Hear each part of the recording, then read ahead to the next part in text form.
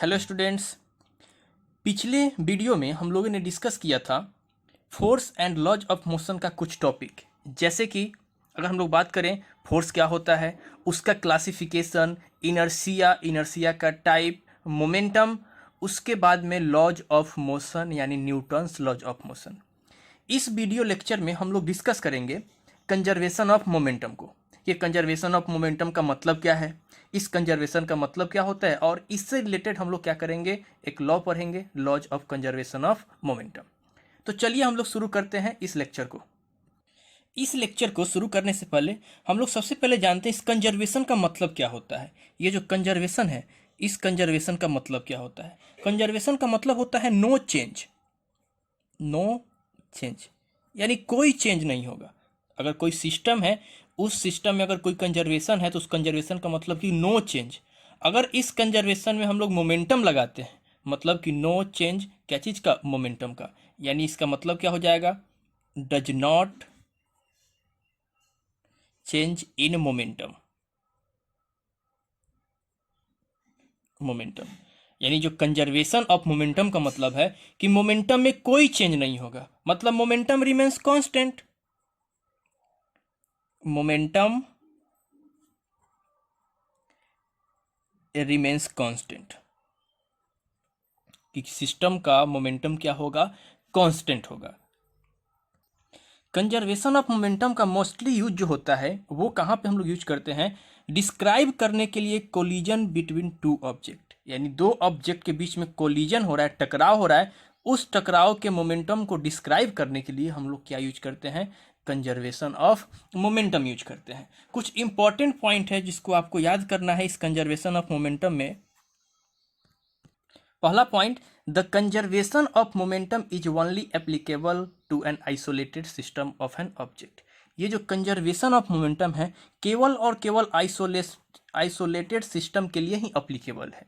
ये आइसोलेटेड का मतलब क्या है, आइसोलेटेड सिस्टम जो होता है, isolated system, it is a system that is not acted upon by an external force. एक वैसा सिस्टम जिसमें कोई भी एक्सटर्नल फोर्स एक्ट नहीं होता है, उसको हम लोग क्या बोलते हैं, आइसोलेटेड सिस्टम। ये जो एक्सटर्नल फोर्स है वो एक्चुअली में होता है अनबैलेंस्ड एक्सटर्नल फोर्स, यानी कोई भी सिस्टम पे अनबैलेंस्ड एक्सटर्नल फोर्स एक्ट नहीं होता है। वो सिस्टम टू या फिर टू से अधिक ऑब्जेक्ट से कंटेन हो सकता है, जैसे कि एक बॉल है और एक यहाँ पे बॉल है, दो बॉल है, एक ए और एक बी। ये दोनों बॉल से मिलकर एक सिस्टम बना है। इस पे अगर कोई एक्सटर्नल फोर्स अप्लाई हम लोग नहीं कर रहे हैं, इस पे कोई एक्सटर्नल फोर्स एक्ट नहीं कर रहा है, तो इस सिस्टम को हम लोग आइसोलेटेड सिस्टम बोलते हैं। यानी कि जो laws of conservation of momentum है वो क्या कहता है, व्हेन टू और more bodies act upon one another total momentum remains constant. यानी जब दो या फिर दो से अधिक, टू और मोर देन टू बॉडी एक दूसरे पे जब क्या करता है, एक्ट करता है, एक दूसरे से टकराता है, तो उसमें जो मोमेंटम है वो मोमेंटम टोटल क्या होता है, कांस्टेंट। मतलब momentum before collision is equal to momentum after collision, यानी टकराने से पहले जो मोमेंटम है वो और टकराने के बाद जो मोमेंटम है वो दोनों क्या होगा, इक्वल होगा। जैसे कि यहाँ पे एक बॉल है जिसका नाम ए रख दिए, एक बॉल है बी, इस बॉल का मास है m1 और इस बॉल का मास है m2। ये दोनों बॉल इनिशियली कुछ स्पीड के साथ ट्रेवल कर रहा है। ये स्पीड है इसका u1 इनिशियल स्पीड और इसका इनिशियल स्पीड है u2। और यहाँ पे u1 is greater than u2, यानी पीछे वाला जो बॉल है उसका स्पीड ग्रेटर है आगे वाले बॉल से। यानी क्या चीज़ कि यहाँ पे जो u1 है वो ग्रेटर है किससे, u2 से, ये ग्रेटर है। तब क्या होगा, कुछ टाइम के बाद ये दोनों एक दूसरे से टकराएगा, तब उसका कोलिजन होगा। कोलिजन मतलब कि वो रेड वाला बॉल एक दूसरे से क्या होगा, टकराएगा, यानी ए बॉल ए और ये बी। एक का मास था m1, एक का मास था m2। जब ये टकराएगा तो क्या होगा, ए के द्वारा बी पे कोई फोर्स लगेगा, ए के द्वारा बी पे कोई फोर्स लगेगा, उसको हम लोग ले लेते हैं एफ ए। यानी ए के द्वारा बी पे कोई फोर्स लगा, उसको हम लोग क्या ले लिए, एफ ए। फिर क्या करेगा, बी भी ए पे कोई फोर्स लगाएगा, उसको हम लोग ले लेते हैं एफ बी। टकराने के बाद फिर क्या होगा, दोनों मूव करना शुरू कर देगा, दोनों क्या करेगा, मूव करना शुरू कर देगा। कुछ ही टाइम के लिए टकराएगा, जैसे कि कुछ इंस्टेंट है टाइम, उसको हम लोग टी ले लेते हैं। उसके बाद क्या होगा, जैसे ही बॉल टकराया फिर क्या हो गया, ये दोनों मूव करना शुरू कर दिया। उस केस में क्या होता है कि आगे वाला जो बॉल था उसका वेलोसिटी इंक्रीज कर जाता है और पीछे वाले का वेलोसिटी डिक्रीज कर जाता है। जब यह मूव करेगा मास m1 मास m2 ए और बी, तब इसका वेलोसिटी चेंज हो जाएगा, फर्स्ट वाले का तो बन जाएगा v1 और सेकेंड वाले का बदल जाएगा क्या चीज, v2। वेलोसिटी क्या हो जाएगा, चेंज हो जाएगा। तो यहाँ पे 3 केस बना। First case before collision, second case during collision, during collision, third case after collision, after collision. 3 case बना। अब हमें क्या करना है law of conservation of momentum में कि बिफोर कोलिजन और आफ्टर कोलिजन का जो मोमेंटम है वही दोनों मोमेंटम आपस में क्या होता है, इक्वल होता है। यही क्या है आपका laws of conservation of momentum. इसी को हमें क्या करना है, डिराइव करना है। तो चलिए हम लोग देखते हैं। अगर हम लोग बात करें फर्स्ट वाले केस का यानी बिफोर कोलिजन का, तब क्या होगा, बॉल ए और बॉल बी। तो बॉल ए का मोमेंटम क्या होगा, यानी क्या चीज, अगर हम लोग बात करें बॉल ए का मोमेंटम यानी क्या चीज बिफोर कोलिजन का, तो बॉल ए के मोमेंटम को हम लोग p1 ले लेते हैं। क्या ले लेते हैं, p1। और मोमेंटम इक्वल टू हम लोग जानते हैं कि मोमेंटम इक्वल टू क्या होता है, मास इनटू वेलोसिटी। तो ये फॉर्मूला याद रखना है कि मोमेंटम इक्वल टू क्या चीज, मास इनटू वेलोसिटी। तो बॉल ए का मोमेंटम क्या होगा, यानी p1, मास कितना है m1 और इसका वेलोसिटी क्या है u1। उसी तरह से अगर हम निकाले बॉल बी का मोमेंटम जिसको हम लोग p2 ले लेते हैं, तो बॉल बी का मोमेंटम क्या होगा, बिफोर कोलिजन का बात कर रहे हैं हम लोग, किसका बात कर रहे हैं, बिफोर कोलिजन। तो मास कितना है m2 और बिफोर कोलिजन यानी उसका इनिशियल वेलोसिटी क्या है u2। ये हो गया क्या चीज, दोनों का मोमेंटम। अगर हम बात करें कि इस दोनों बॉल का टोटल मोमेंटम कितना है, तो हम क्या करेंगे, दोनों को ऐड कर देंगे, यानी क्या चीज, टोटल मोमेंटम बिफोर कोलिजन क्या हो जाएगा, वो हो जाएगा m1 u1 plus m2 u2। ये है क्या चीज, टोटल मोमेंटम बिफोर कोलिजन। अब हम बात करते हैं अगर आफ्टर कोलिजन का, तो आफ्टर कोलिजन में अगर हम लोग देखें तो आफ्टर कोलिजन का मोमेंटम क्या होगा।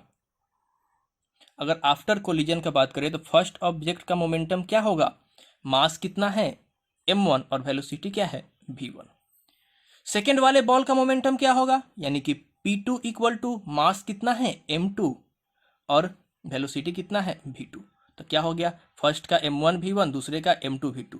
तो टोटल मोमेंटम क्या हो जाएगा, दोनों का सम, यानी इसका मोमेंटम और इसका मोमेंटम दोनों को हम क्या कर देंगे, ऐड कर देंगे, यानी total momentum after collision, after collision क्या होगा, दोनों का सम यानी m1 v1 plus m2 v2। हमें क्या करना है प्रूफ में, इसी दोनों को इक्वल करना है, यानी इतना इक्वल टू इतना। जब ये बॉल टकराता है यानी इस दोनों का कोलिजन होता है, तब क्या है कि इस बॉल के द्वारा इस पे एक फोर्स लग रहा है Fa, इस बॉल के द्वारा एक फोर्स लग रहा है Fb। तो न्यूटन थर्ड लॉ से हम लोग क्या जानते हैं कि there is equal and opposite reaction, मतलब to every action there is equal and opposite reaction. यानी ये फोर्स इक्वल होगा मैग्नीट्यूड में इसके, लेकिन दोनों का डायरेक्शन क्या है, अपोजिट है। तो हम यहाँ पे क्या लिखेंगे, according to Newton's third law क्या होगा, F A equal to minus F B. दोनों का मैग्नीट्यूड इक्वल, लेकिन ये माइनस साइन इंडिकेट कर रहा है डायरेक्शन को, किसको, डायरेक्शन को। तो एफ ए का मतलब फोर्स है किस वाले का, फर्स्ट ऑब्जेक्ट का। तब क्या होगा, अब फोर्स इक्वल टू हम लोग जानते हैं कि फोर्स इक्वल टू क्या होता है, फोर्स इक्वल टू होता है मास इंटू एसेलरेशन। क्या चीज? Mass into acceleration. तो यहाँ पे हम फर्स्ट ऑब्जेक्ट का बात कर रहे हैं, तो फर्स्ट ऑब्जेक्ट का मास क्या है? m1, और फर्स्ट ऑब्जेक्ट का एसेलरेशन a1 ले लेते हैं, equal to minus second object का फोर्स यानी fb, तो मास क्या है सेकेंड ऑब्जेक्ट का? m2, और एसेलरेशन ले लेते हैं a2। क्या चीज? a2। अगर हम लोग देखें तो एसेलरेशन इक्वल टू हम लोग क्या पढ़ते हैं? Change in velocity with respect to time, यानी acceleration equal to v minus u by t. तो हम लोग क्या लिखेंगे? m1 का m1, इस a1 के जगह पे लिखेंगे क्या चीज? v1 minus u1 upon T. यानी जो v1 है फर्स्ट ऑब्जेक्ट का फाइनल वेलोसिटी, और u1 जो है फर्स्ट ऑब्जेक्ट का यानी फर्स्ट बॉल का initial velocity, equal to minus m2, और a2 के जगह पे लिखेंगे क्या चीज? v2 minus u2 upon T. यानी v2 सेकेंड बॉल का फाइनल वेलोसिटी और u2 सेकेंड बॉल का इनिशियल वेलोसिटी। यहाँ पे t से t को हम लोग कैंसिल कर देंगे, तो क्या बचेगा मेरे पास? मेरे पास बचेगा m1 v1, मल्टीप्लाई कर देंगे तो m1 v1 into m1 u1, यानी इसको इसके साथ मल्टीप्लाई, इसको इसके साथ मल्टीप्लाई, इक्वल टू यहाँ पे माइनस है तो माइनस m2, और v2 के साथ मल्टीप्लाई करेंगे तो v2, minus minus plus m2 u2, ये आया मेरे पास। अब क्या करते हैं? v1 वाले को v वाले को एक साथ और u वाले को एक साथ करते हैं, तब क्या होगा? यानी कि m1 v1 ये इधर आएगा तो plus m2 v2 equal to, इसको इधर ले जाएंगे m1 u1 plus m2 u2, मतलब ये total momentum after collision is equal to total momentum before collision. तो इससे हम लोग क्या लिखेंगे कि जो टोटल मोमेंटम है यानी m1 u1 plus m2 u2 equal to m1 v1 plus m2 v2, इसका मतलब total momentum before collision equal हो जाएगा टोटल मोमेंटम आफ्टर कोलिजन के। यानी कि सिस्टम का मोमेंटम बिफोर कोलिजन और सिस्टम का मोमेंटम आफ्टर कोलिजन दोनों क्या होगा? इक्वल होगा, जिसका मतलब क्या है? Total momentum of a system remains unchanged और constant provided no other external force act on a system.